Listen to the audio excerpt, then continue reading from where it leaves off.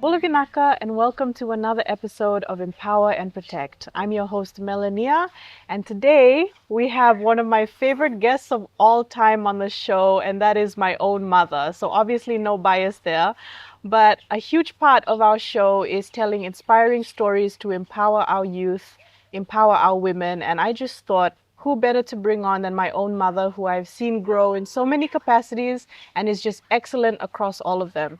It is my pleasure to be sitting here today with Liliana Pareti. How are you, Mom? I'm good, thank you, Lubengu. How are you? I'm good. Thank you so much for accepting my invitation to be on the No show. problem. And you're such a good host already. I'm just really fangirling you already from your introduction. Oh, this is why I brought her on, just so she can say nice things about me. But I really wanted to, I guess, talk about your journey and what you've been through because there's so much that I know about you. And I just feel like I brought you on because I live with you and I know how Yes. you do life and I really Yes. admire the way that you do Oh, it. thank So you, Lubengu. I know that people will have a lot to draw from and be Yeah. inspired from your journey. So again, thank you so much for Yeah, coming on the you're show. welcome. Can you talk a little bit about your journey so far? What's Yes. life been like? Life has been hard, but it's also been rewarding, and I love my life. Actually, I do love my life. As you know, my whole journey, and so if I were to just maybe in a nutshell, maybe to just go through um, how I've come to where I am today. So, I wasn't actually born in Fiji. I was born in Germany because my dad was in the British Army. He served for a long time there. And I think that's important because it also kind of informed the way I behaved, if you Yeah. like. I had a great dad, great parents. My mom was a career woman. I grew up seeing that in the home. I grew up seeing my dad do a lot of things that traditionally women do. So I grew up in that environment as the only girl and the eldest of, I've got three younger brothers. So sadly, my parents divorced when I was a bit older. But I went to Veuto, and then in my older years, I spent 4 years in Antilakumbao school. Big shock. And then I went into university. And so that's when I did my Form 7 foundation. And I think that's when things kind of took a turn for me personally. I made some really bad decisions during that time. If I were to look back, I'd say that I wasn't prepared for coming out of boarding school and a girls' boarding school at that. Right. So I didn't do so well in school, which was hard for me because I've always done well in school. It meant that I missed out on getting into medical school, which was my dream. And so then for a good number of years there, my life was just kind of touch and go and like, shall I do this or that? I didn't have any backup plan, right? Not when my plan for being a doctor didn't come through. Anyway, after that, um, I met I met your dad. No, I knew your dad, but then we got together. And had your biggest blessing of all time come into your life? Maybe one of my biggest blessings. Okay. Gideon's also Sure. probably gonna watch. But anyway, so I had you, and I got pregnant when I was 21. So a lot of things happened that I didn't expect would happen, for myself. Yeah. I thought I'd be a successful doctor. I don't know, maybe living in New York for a period of my life on my own without children and without a daughter who borrows my shampoo and doesn't return it and all the things. But anyway, God had a different idea for my life. Yeah. And so I had you and Gideon, and then sadly, my own marriage didn't work out. And so then I became a single mom with two children. And that time, Gideon was still a baby. But at the same time, while I was married to your father, I was able to complete my tertiary education. So I got a degree in information technology, and that provided a pathway for me to go into ANZ Bank as a graduate trainee. So my career from then really started to find its way. And so despite what was going on personally, I still managed to make my way, in the corporate world quite successfully, I'd say. Then I met Edwin, my second husband, and then I was really fortunate to. And around that time when I met him, that's when I came back recommitted my life to Jesus. And so things then again just started to accelerate in so many ways. And then, as you know, I got the opportunity to go and lead the retail business in Vanuatu for ANZ. And then I got a role in Sydney, which was awesome, Asian Development Bank. Then came back in 2018 and I chose to consult. So I've been a consultant since 2018. And then last year I took on a full-time role with Tower Insurance, which is where I am today. And so all of that is my career. And then alongside that, my relationship with God has really just grown, as you'd have seen. And so through all of that, I am not the same person I was when I first had you. Definitely. When I first got divorced. And yeah, God has just sprinkled His grace and His blessings and all the things over everything since then. I Is love that okay? that. Perfect. So Right. good. I'll try to do Thank that as you. quick as possible. You did so well. I just wanted to add as well, in 2022, Yes. you ran for elections, which was such an experience, Yes, right? absolutely. That A was lot just growing. not part of my plan. Yeah. But God just had other plans, and that's like another story on its own for another time. But Yeah. yeah, that was huge. That And was that huge. transformed me in a lot of ways as well. Yeah, and it really informed the way that you started your online platform, right? Talk to us about the heart behind it, if I'm wrong. Yeah. So I actually started the online platform before I was asked to join elections. It was during COVID.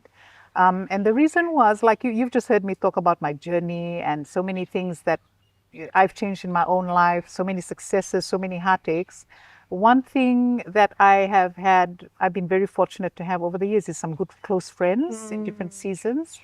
Then during COVID, I had some friends that we were doing a business together and we were having these conversations. And then I found myself thinking, because the closer I grew to God, the more I had a heart for other people. You know, I realized how selfish I was all this time. So then I thought, how blessed am I to have this kind of relationship with friends and the things we talk about? Imagine all those others that don't. Yeah. And we talk about such important things. And imagine if people knew these lessons and the challenges I had, if I could share that, then maybe they won't make the same mistakes. Yeah. Wow. Right? And so otherwise it'd be a waste of all of my experience. So then Moses O'Connor is the one that challenged me. He was like, sis, bet you can't. That time it was like, you know, COVID, like still starting the whole like, oh, do a video and all, bet you can't. And you know, mania. I don't want people to bet. I don't like losing bets. Yeah. Yeah. So it's like, okay, how do we do this thing? Try the video. You know, first video, I haven't even bathed and all. It's like, guys, rah, rah, rah. So started with short snippets. Yeah. And then I thought, okay, why don't we do a brand? And then it just went from there. And so then it actually set me up well for elections. Right. But I didn't start it because of elections. Right. And then it just kind of grew from Yeah. there. And it's been such a great source of inspiration and such a beautiful platform for empowerment. So thank you so much for thank you, sharing Luveni. that. Thank you. We will be right back after a really quick break with Liliana Pareti and her story. Stay tuned.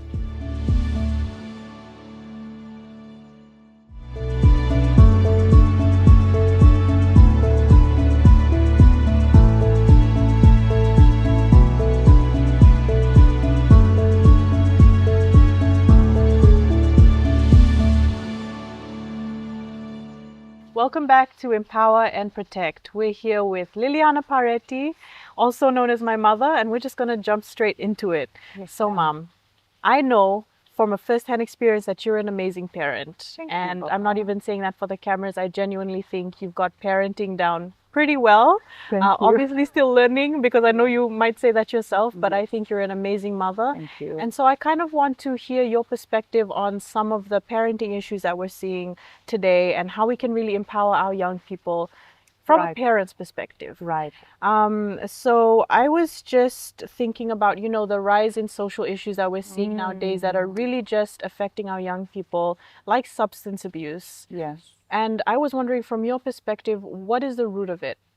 Ooh, my perspective, Yes, right? your Everybody, perspective, my your perspective opinion. doesn't mean it's the right opinion or the right thing, but I firmly believe that it's due to the breakdown of the family unit.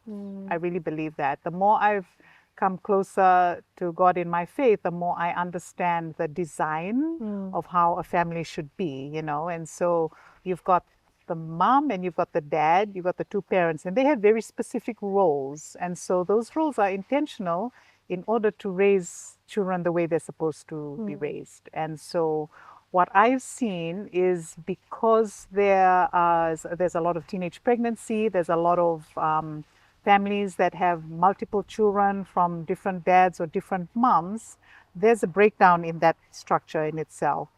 And so the children, well, from what I've seen, like I'm really fortunate that my brothers and I, I don't have any brothers that are in that situation, but I've been fortunate to experience it in the short time that I've been aligned to the community. Because I question, like, how do you end up here? And it's a number of things that cause it, but the root always seems to go back to the fact of, like, either there's no parent in the home or and then people get influenced, right? So we will only abuse things when there's like a part of us, there's a brokenness that we're trying to fill. And I really believe that the parents have an important role in nurturing and seeing the brokenness or creating an environment so that can be healed. And that includes connecting to a church, because I think one thing you've heard me say is that I don't know everything, and I'm a certain type of personality, but the beautiful thing about church communities, you can have many different moms, and then you can be supported in different ways. Like, no, you won't always be 100% comfortable in telling me everything. But I want to be able to create an environment where you have access to these people. And because they always say it takes a village, it literally does, but we need to be intentional with a village. But what happens now is that when that's not set up well, children are going to friends and, like with the sex workers, for example, who end up in drugs most of the time, a lot of the time. The number one reason why they end up in sex work, and there's a study done on this, like I think it was UNAIDS that I read, is because our friends took us. And that just goes against what we thought of, like we went there for income. So I believe that's the root cause. I don't want to go on and on talking about this, as you can tell. And just to clarify, the reason she brings up sex workers is because she does a lot of work with the Survival Advocacy Network, which is a safe house for sex workers. So that's why she's pulling from. But I love the fact that you talk about, different spaces and just making the space where children can feel comfortable enough to share what they're going through. I know that a lot of that has to do with the home space, and I know you have a really good way of making Gideon is my brother, making us feel safe enough to come to you when we need to. And so for the parents who want to know how to create that space, how did you go about creating a space where we could come and share freely with you? I think there might be three things that I can think of off the top of my head. So one is that it doesn't start when you're teenagers. It starts very much from when you were born, like when you were young.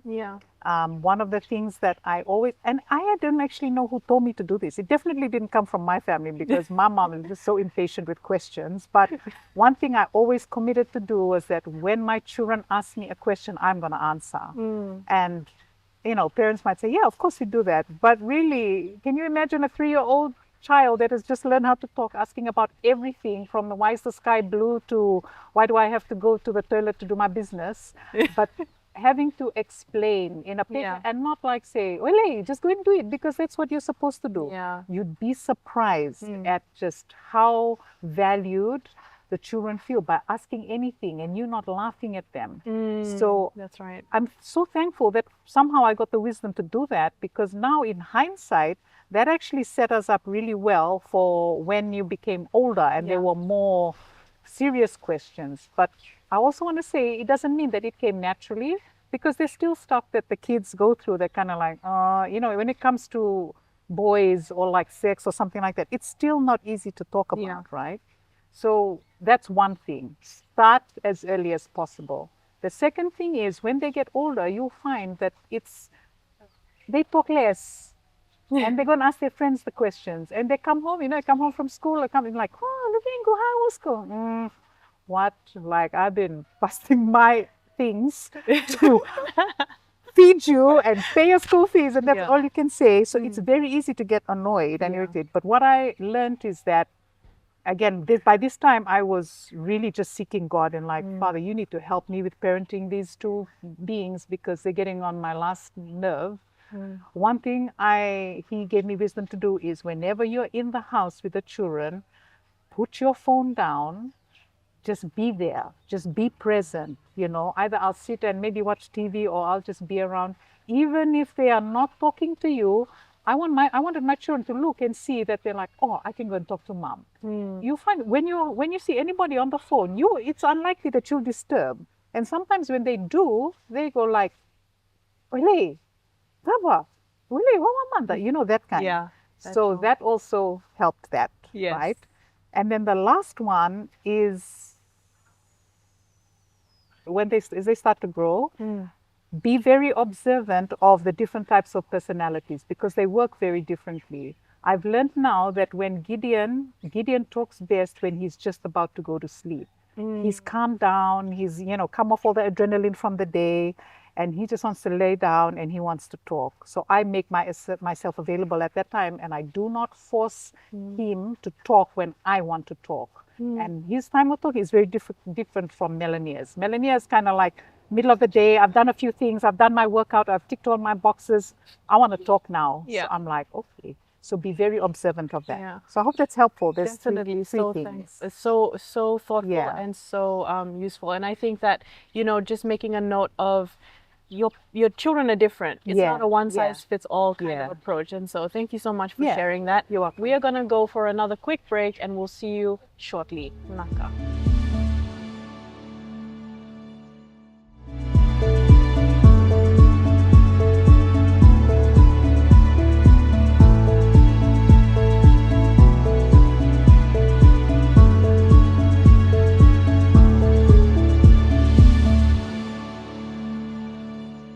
Vinaka, and welcome back to Empower and Protect. I'm here with Liliana Pareti, also my mom, and we're having a conversation about parenting and empowering our young people and our women.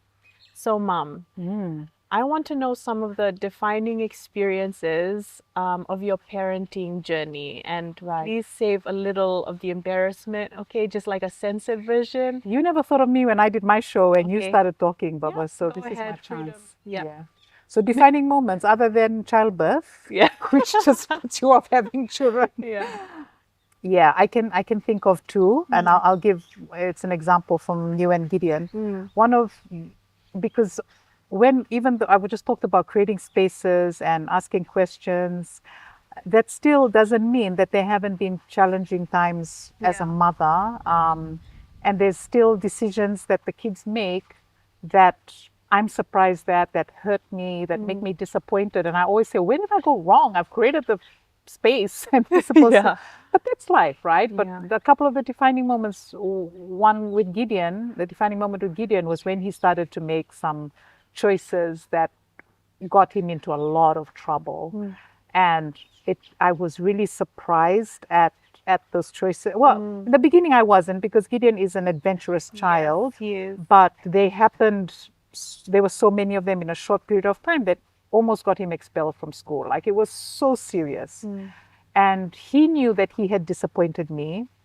He understands that there's consequences, but I wasn't sure how to react. Like, how do I do this? Like, I want him to know that I'm on his side, but at the same time, I want him to know that this is serious. So when I spoke to him, I could tell that he knew it was serious. He was terrified of what was going to happen, right? He thought I was going to disown him. And so then I thought, what use would it be if I went in hard on him again? Yeah. So, and then I was kind of like, but if I go too soft, then that's going to, so of course, Jesus, thank God for Jesus, right? Thank you, Jesus. So the direction that I got after praying was that you just need to reassure your son that you love him. This is of all times where you need to do that. So when he came and we had the conversation, and he was started, you know him, sorry, and this and that and this, and then he was just quiet. And I said to him, son, I just want to say to you that I love you.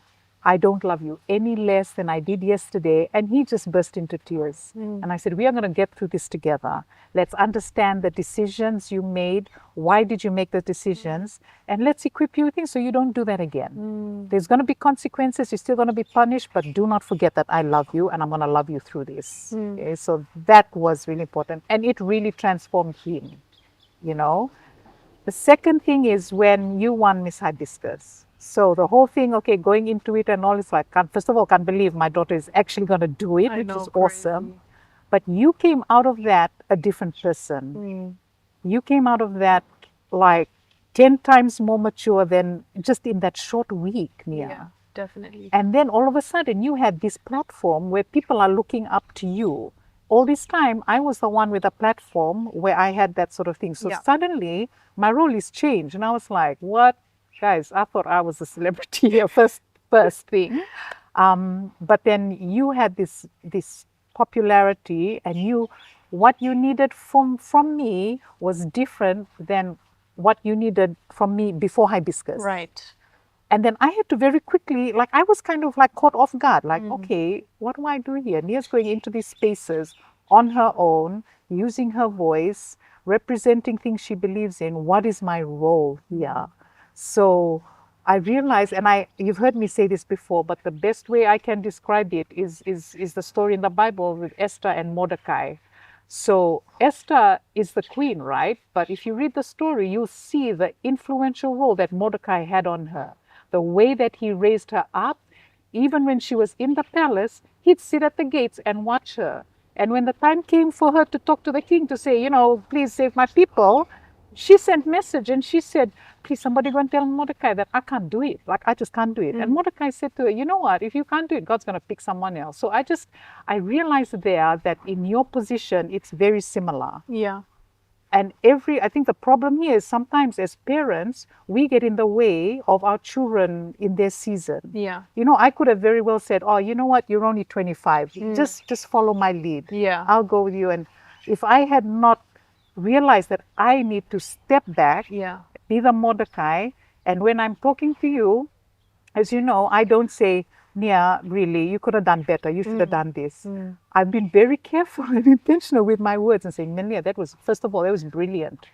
Perhaps you could consider doing it this way because that might appeal to a different set of the audience. And so that way, it's kind of like, I leave it to you. You have the choice to do it because I don't want you to have the same personality. That's not right. Like, God created you to be who you are. Yeah. But parents underestimate just how much influence and impact they have on that season in making sure that you are become the person that you're meant to be. Individual. Yes. Like separate from the parent. Separate. Yeah. Because it's so easy for us to live our lives through you guys and like do this because I would do that. So those are the two defining moments. Yeah. Does that make sense? Definitely. Nice. Thank you so much, Mom, for joining us. And I just think your story and the way that you articulate parenthood is just so relatable to so many parents. Yeah, I'm glad. And I love the fact that you've shared so many golden nuggets with us. So thank you for You're your welcome, time. Bengu. I just want to say that I'm so grateful for you. Oh, thank you. Thank you for You coming say on that the to me show. all the time, a lot. I know. Yeah, but thank you. No. Thank you. Before we end, I just want to know whether you have anything, maybe a sentence, a really quick thing that you can leave our audience with because we're wrapping up the show now. Wrapping up. Wrapping up. I haven't seen them give the signal yet, but anyway. So if you could just leave our audience with like maybe a piece of wisdom or advice, something that you live by maybe. Yeah, absolutely. I can think of exactly the thing, and it is look after yourself first. Look after yourself first. Everyone makes the comparison to when you're in the plane, put the oxygen mask on first. We have to do it. Because when I started looking after myself and allowing God to do whatever, the kids were watching, I was learning things, and I was able to give from a place of knowledge and, give from the overflow. Because if you don't, you're going to make a mess of your kids' life and you're going to make a mess of your life. Yeah. That's my advice. Mic drop. Amazing. Thank you so much. Thank you so much for watching another episode of Empower and Protect, and we'll see you next week. Vinaka.